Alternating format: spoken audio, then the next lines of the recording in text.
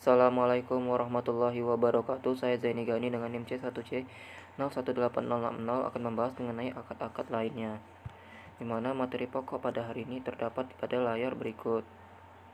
Nah, kita langsung saja masuk yang pertama, yaitu akad sarf, yang dimana menurut bahasa adalah penambahan atau penukaran dan penghindaran atau transaksi jual beli. Sarf adalah transaksi jual beli suatu valuta dengan valuta asing yang lainnya. Transaksi ini bisa dilakukan dengan baik dengan mata uang yang sejenis maupun dengan mata uang yang tidak sejenis. Tidak ada hak hiar dalam syarat bagi pembeli. Dalam kamus fikih disebutkan bahwa bai syaraf adalah menjual mata uang dengan mata uang atau emas dengan emas. Yang berikutnya adalah akad wadiah, di mana dalam bahasa Arab, al-wadiah dapat diartikan sebagai titipan murni dari satu pihak ke pihak lainnya. Wadiah merupakan simpanan barang kepada pihak lain yang bukan merupakan pemiliknya untuk tujuan keamanan. Wadiah adalah akad penitipan barang atau dana dari suatu pihak ke pihak yang lainnya dengan catatan barang atau dana tersebut dapat diambil kembali kapanpun oleh si pemilik. Terdapat dua jenis akad wadiah menurut PSAK 59, yaitu wadiah amanah dan wadiah amanah. Yang berikutnya adalah akad al-wakalah, di mana akad al-wakalah adalah akad yang pelimpahan kekuasaan dari satu pihak ke pihak lainnya dalam hal yang boleh mewakilkan. Wakalah dalam pembelian barang terjadi di mana seorang mengajukan calon atau menunjuk orang lain untuk mewakili dirinya dalam membeli barang yang ditunjuk agen. Orang yang ditunjuk atau agen diperbolehkan menerima komisi. Nah, yang berikutnya akad kafalah atau jaminan, di mana akad kafalah adalah suatu perjanjian pemberian jaminan yang diberikan oleh penanggung atau KFI kepada pihak ketiga atau makhul lahu untuk memenuhi kewajiban pihak kedua atau pihak yang ditanggung atau makhul anhu. Secara teknisi, akad kafalah merupakan perjanjian antara seseorang yang memberikan penjaminan kepada seorang kreditur yang memberikan utang kepada seorang debitur, di mana utang debitur akan dilunasi oleh penjamin apabila debitur tidak membayar utangnya. Jenis-jenis dari akad kafalah terbagi atas dua, yaitu kafalah bin nafs dan juga kafalah bil ma'al. Yang berikutnya adalah qardul hasan, di mana qardul hasan itu peminjam tanpa dikenakan biaya atau hanya wajib membayar sebesar pokok utangnya saja.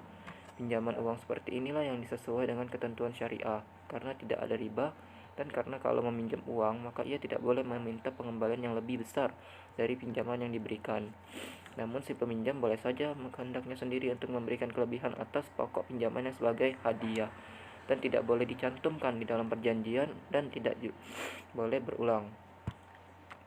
Nah, akad al-hiwalah atau hawalah secara harfiah berarti pengalihan, pemindahan, perubahan warna kulit atau memikul sesuatu di atas pundak. Objeknya harus dialihkan dalam bentuk utang maupun piutang.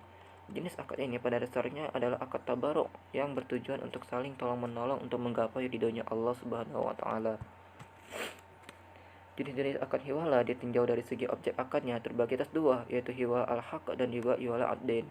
Di mana hiwalah al-haq itu pemindahan yang dipindahkan merupakan hak menagih piutang, sedangkan hiwalah ad-dain itu adalah pemindahan yang dipindahkan itu kewajiban untuk membayar utang. Sedangkan ditinjau dari segi persyaratannya, hiwalah itu terbagi atas dua, yaitu hawalah al-muqayyadah dan juga hawalah al-mutlaqah. Di mana hawalah al-muqayyadah itu adalah hiwalah di mana mukhil adalah pihak yang berutang sekaligus berpiutang kepada mukhal alaih. Sedangkan hawalah al-mutlaqah adalah hawalah di mana mukhil adalah pihak yang berutang namun tidak berpiutang kepada mukhal alaih. Akad al-rahn atau pinjaman dengan jaminan, di mana pengertiannya secara harfiah berarti tetap, kekal dan jaminan. Secara istilahnya, rahan adalah apa yang dengan barang jaminan, agunan, cagar atau tanggungan. Rahan yaitu menahan barang sebagai jaminan atas utang. Akad rahan juga diartikan sebagai suatu perjanjian pinjaman dengan jaminan atau dengan melakukan penahanan harta milik si peminjam sebagai jaminan atas pinjaman yang diterimanya. Contohnya kayak pegadaian syariah. Rahan tajlisi pada tahun 2008, MUI juga mengeluarkan fatwa mengenai rahan tajlisi atau fidusia, di mana fidusia ini sendiri diartikan sebagai pengalihan hak suatu benda atas dasar kepercayaan dengan ketentuan bahwa benda yang hak kepemilikannya dialihkan dengan tetap dalam penguasaan pemilik benda. Nah, Berikutnya akad ja'ala, di mana akad ja'ala berasal dari kata ja'ala yang memiliki arti jumlah imbalan, meletakkan, membuat, dan menetapkannya. Menurut fikih, ja'ala diartikan sebagai suatu tindakan dalam bentuk janji, memberikan hadiah tertentu secara sukarela terhadap orang yang berhasil melakukan suatu perbuatan atau memberikan jasa yang belum pasti dapat dilaksanakan atau dihasilkan sesuai dengan yang diharapkan.